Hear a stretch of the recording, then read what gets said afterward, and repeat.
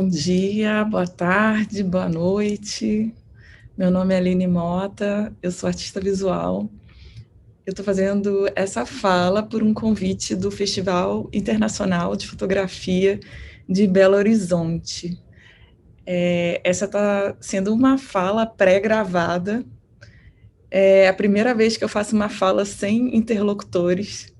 Então, eu tenho que imaginar vocês ouvindo essa fala num outro espaço-tempo, o que é um exercício bastante interessante. Hoje é 13 de novembro, uma sexta-feira 13, aqui em São Paulo.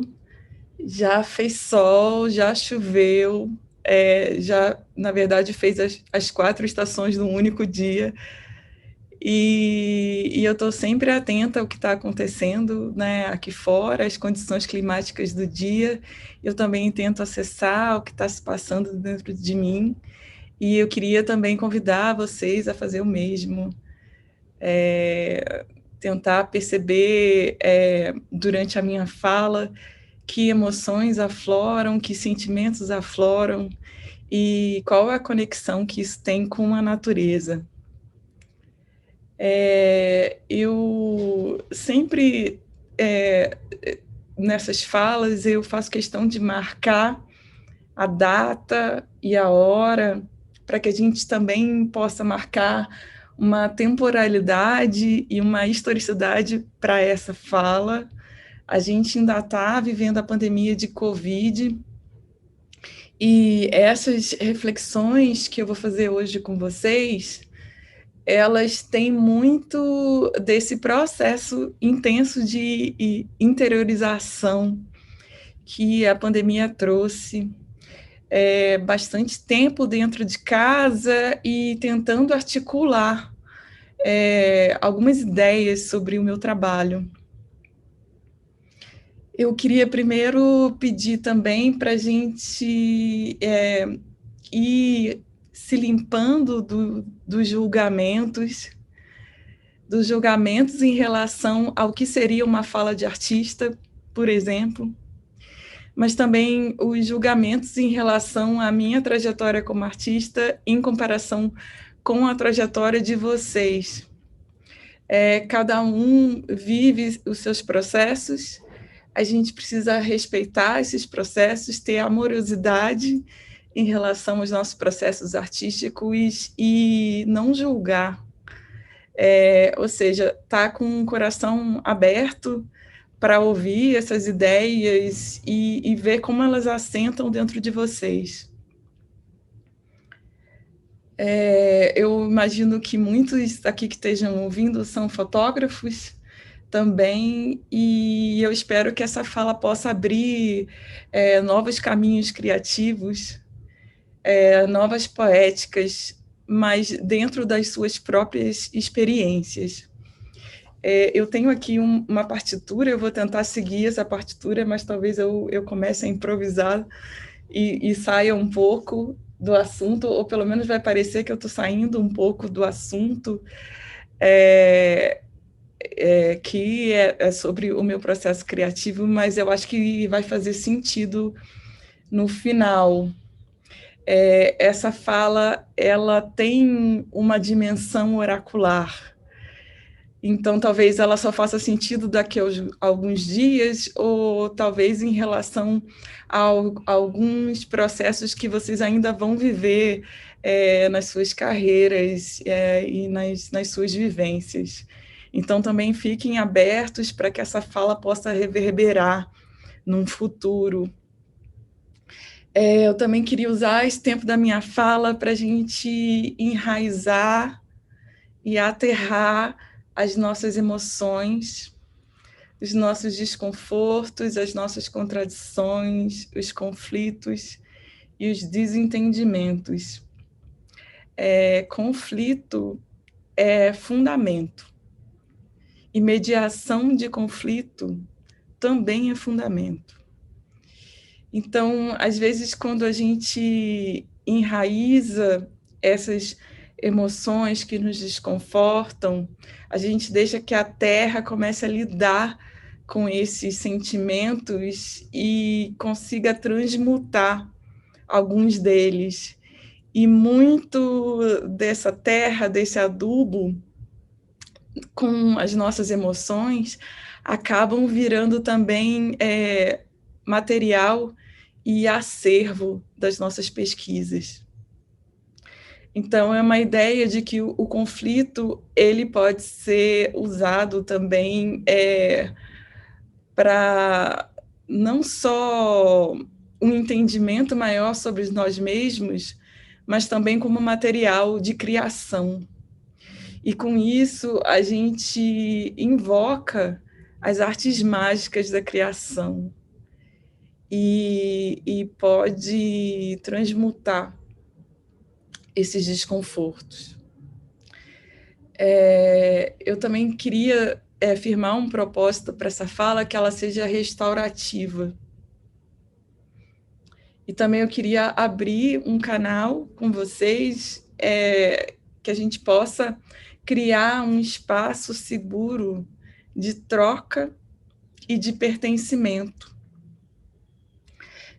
Que a gente possa estar receptivo a essas palavras que eu vou dizer hoje, e também tentar entender quais as forças que ficam mobilizadas dentro de mim quando eu estou aqui conversando com vocês.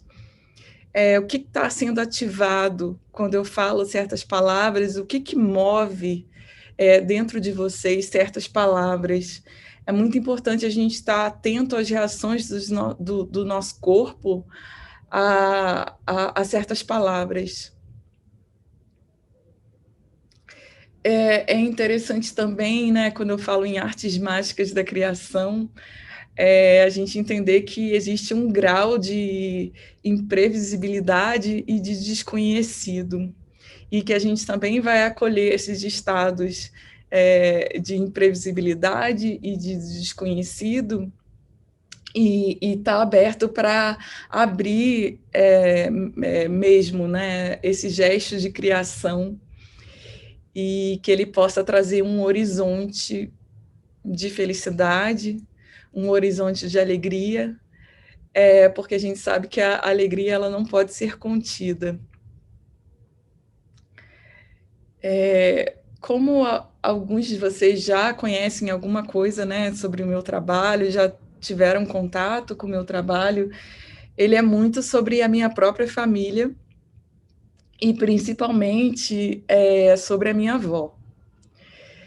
As avós, elas concentram as forças de cura de uma comunidade. Então, o meu trabalho ele é sempre uma saudação e uma homenagem à minha avó. Mas não só a minha avó, como todas as avós. Então, ele adquire também uma dimensão coletiva. O meu trabalho também é muito sobre construção e material de arquivo. Eu gosto muito de um conceito da Saidiya Hartman. Ela é uma escritora e uma acadêmica afro-estadunidense, e ela cunhou esse conceito de fabulação crítica. E eu gosto muito que ela conseguiu unir duas palavras que parecem opostas, que é fabular e criticar. E fabular no sentido, né, de imaginar, e criticar, mas não num sentido de crítica, mas no sentido de criticidade, de ter uma criticidade em torno do material de arquivo. Então, se a gente pode imaginar novos destinos para esse material de arquivo, a gente pode imaginar também novos laços de parentesco, novas linhagens e até uma nova filiação. Então, o que o meu trabalho está discutindo é se existe uma possibilidade de uma linguagem diaspórica comum. Então, dentro dessa perspectiva, a gente está falando de linhagem, mas também de linguagem. E foi muito interessante que eu estava comentando isso com uma oraculista daqui de São Paulo, chamada Edi De Luca, e sobre linhagem e linguagem, e ela me disse, mas linhagem é linguagem. E é tão interessante pensar nisso, porque quando a gente está falando sobre as nossas próprias famílias, a gente está lidando com, muitas vezes, com experiências afetivas traumáticas e também com uma dimensão de segredo. Então, é tão interessante a gente pensar que linhagem é linguagem, nesse entendimento que as nossas próprias famílias informam os nossos processos criativos. Eu também gosto muito da ideia que eu ouvi do Tigana Santana. Para quem não conhece o Tigana, ele é um músico, filósofo, acadêmico baiano, e eu sempre me refiro a ele nas minhas falas, ele é muito importante para mim.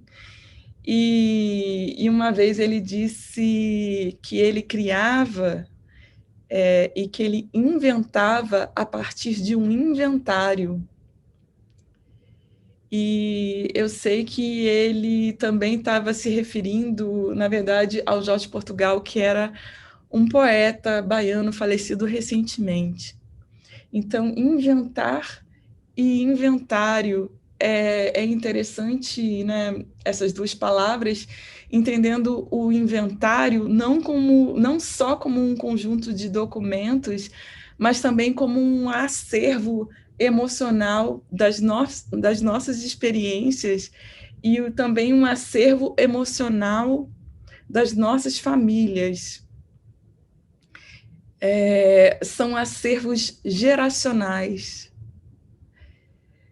Então, quando eu começo a criar a poética dos meus trabalhos, o que eu estou fazendo é uma justaposição de diferentes tempos. Então, normalmente eu começo com as fotografias.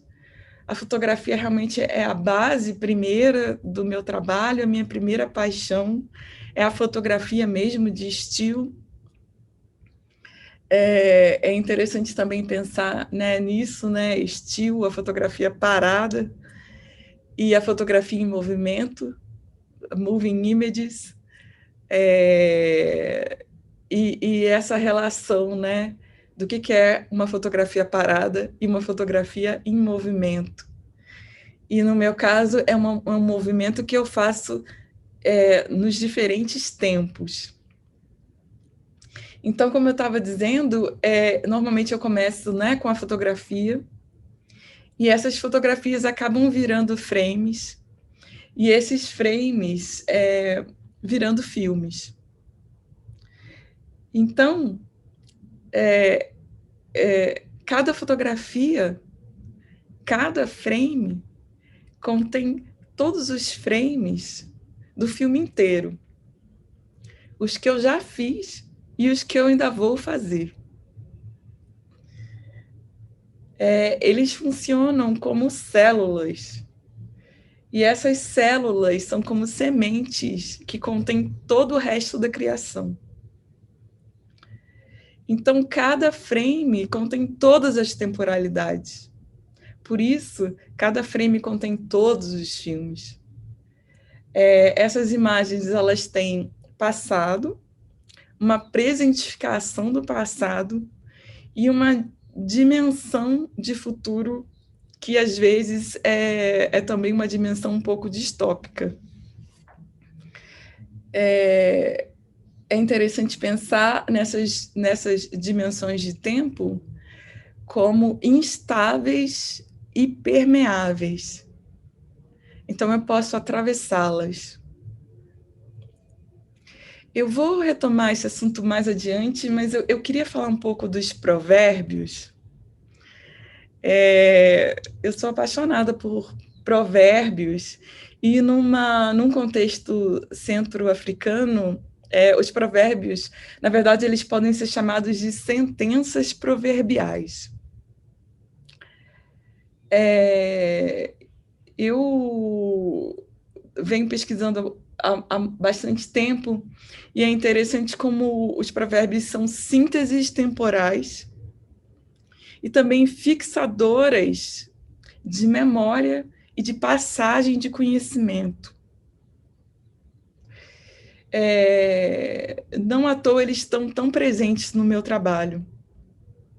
Eu estava assistindo uma fala de um professor angolano, um linguista, chamado Abreu de Paxi. E ele comentava um provérbio em Kikongo. Vocês me desculpem aqui a leitura, porque eu não sei fazer os tons. E o Kikongo, como muitas línguas africanas, é uma língua tonal. O provérbio é o seguinte, eu vou ler aqui para vocês. Kunaketiwa luaka ko zulu de abua. Ele quer dizer, numa tradução livre, aonde não chegamos, o céu caiu. E o professor, ele continua dizendo, eu vou ler aqui o que ele disse. Na verdade, é o que ele escreveu, ele falou esse provérbio, e eu fui procurar a tese dele de doutorado, e ele disse, na tese dele de doutorado, o seguinte: esse provérbio em si já se revela responsável por contínuas passagens de umas coisas pelas outras de modo incessante. Vê-se mesmo que, quando ele se agita, revela o caráter explosivo, tumultuoso e infinito dos seus tráfegos relacionais, em que as coisas entre si pulam umas nas outras e com as coisas. Por isso, o centro não se encontra em lado algum. É tão interessante essa dimensão e essa fala, que é tão enigmática, mas é uma fala que faz tanto sentido quando a gente pensa nessas diferentes temporalidades e na possibilidade de atravessar essas temporalidades através de uma fala sintética, como um provérbio. Quando eu comecei a pesquisar sobre as culturas centro-africanas, né, as culturas Congo-Angola, as cosmologias e cosmopercepções centro-africanas, eu tive uns insights muito profundos sobre o meu próprio trabalho. Eu aprendi muito nas aulas do Rafael Galante, recomendo a todos as aulas do Rafael. Também eu aprendi muito lendo a tese de doutorado do Tigana Santana, que eu já mencionei antes, e também num livro, que eu vou mostrar aqui para vocês, esse livro, que chama Entre Ningangas e Manipansos, do Eduardo Posidônio. E todas essas pesquisas, elas oferecem uma sistematização desse pensamento centro-africano que realmente faz muito sentido no meu trabalho. Nessa visão de mundo, tem dois conceitos fundamentais. O primeiro é o culto aos ancestrais. Então, é um entendimento que esses ancestrais eles precisam ser constantemente lembrados, honrados, cultuados e alimentados.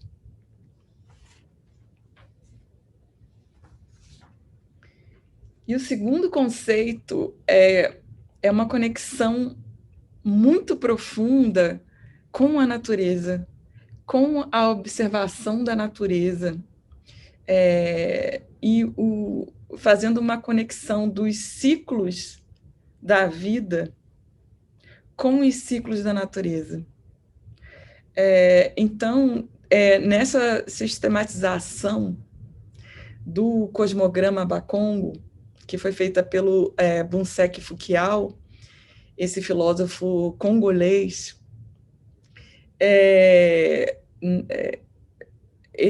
ele parte, né, o cosmograma ele parte dessa ideia de um círculo, e que esse círculo representa os ciclos da vida e o ciclo da duração de um dia.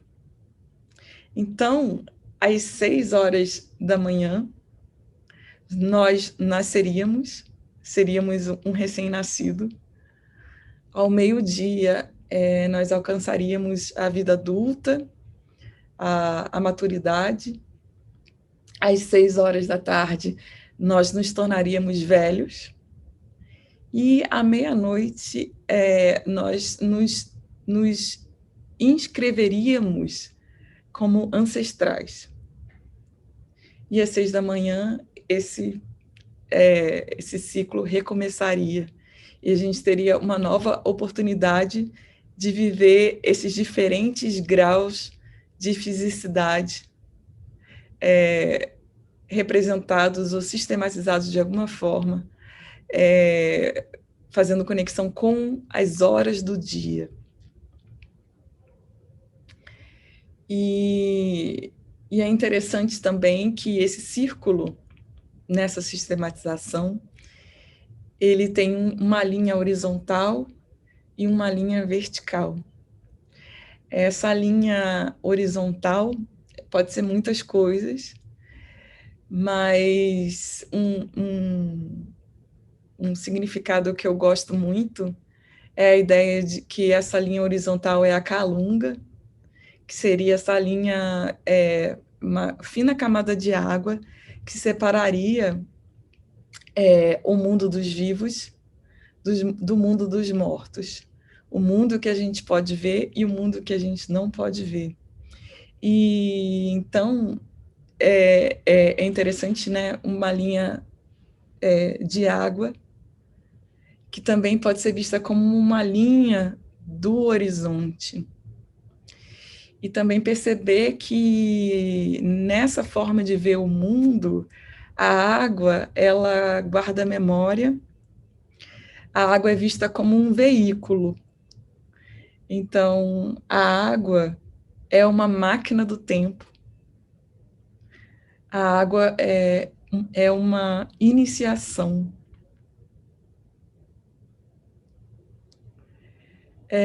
E a linha vertical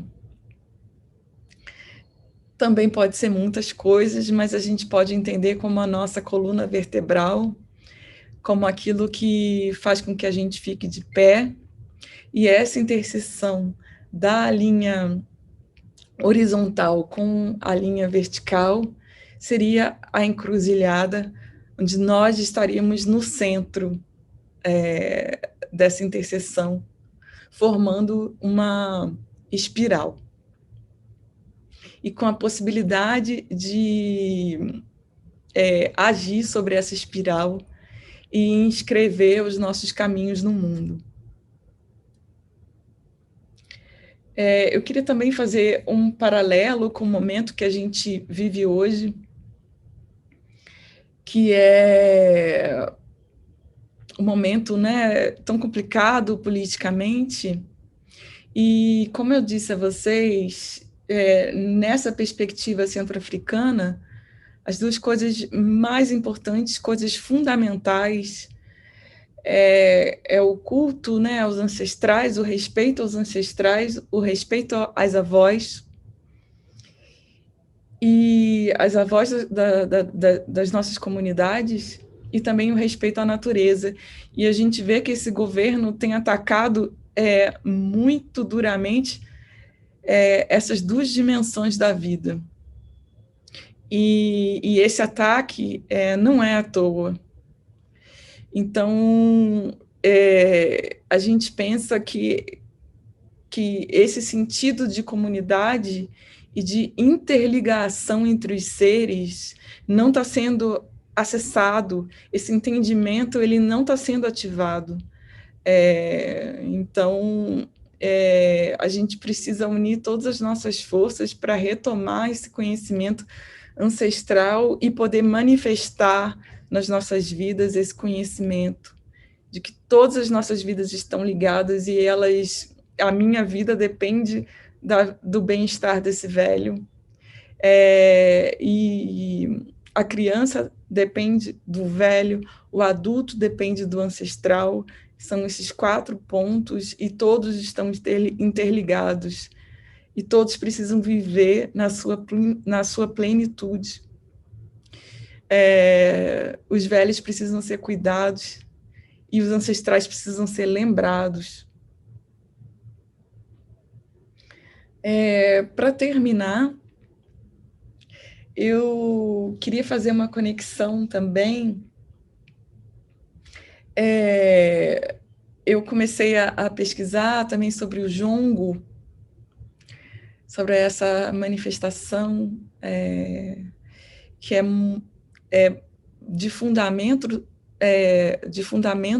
centro-africano, o jongo, principalmente o jongo do Vale do Paraíba, no Rio de Janeiro, que é de onde vem a família da minha mãe, e percebendo a roda de jongo e as diferentes rodas, as diferentes giras afro-brasileiras, sempre girando no sentido anti-horário, porque, como eu estava dizendo, né, na sistematização do cosmograma, ele acompanha o movimento do Sol, que vai, né, do leste para o oeste, então é sempre nesse sentido anti-horário, existe uma razão para essa gira, né, ser dessa forma.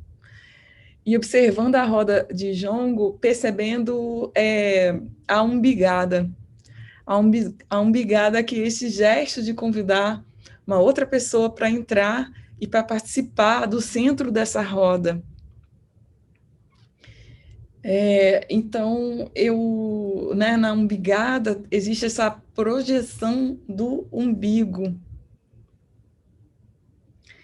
E também é interessante a gente pensar nessa roda e numa repetição que tem muitos sentidos, né? Tem um sentido também de elevação da consciência, de entrada num estado, né, que a gente pode chamar também de transe, e que a repetição ela faz parte.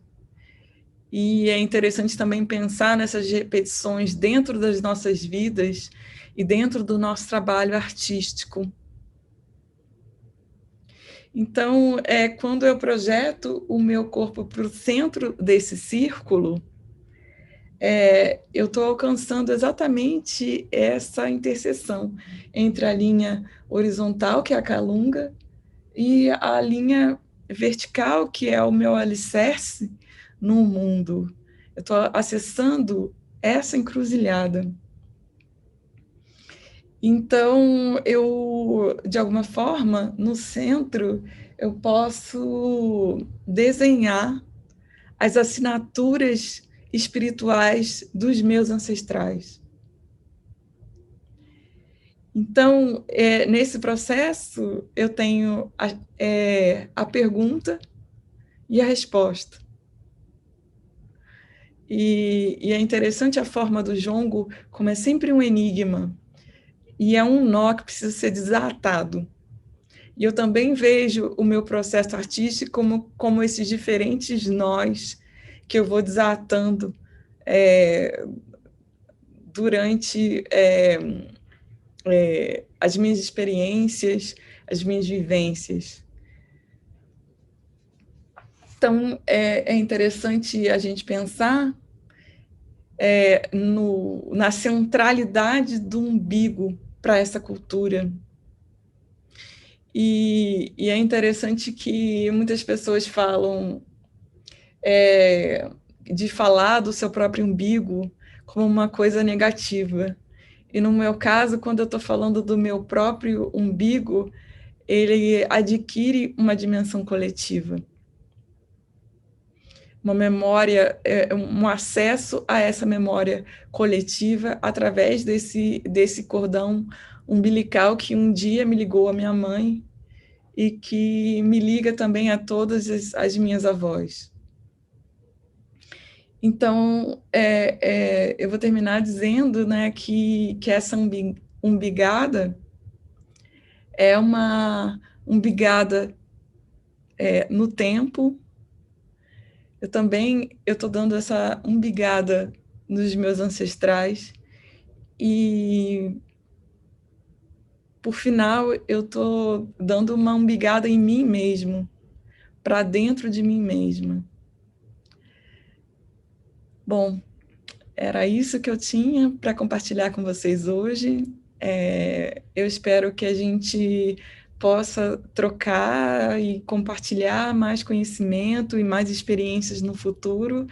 Eu agradeço muito por vocês terem chegado até aqui junto comigo e boa sorte para vocês.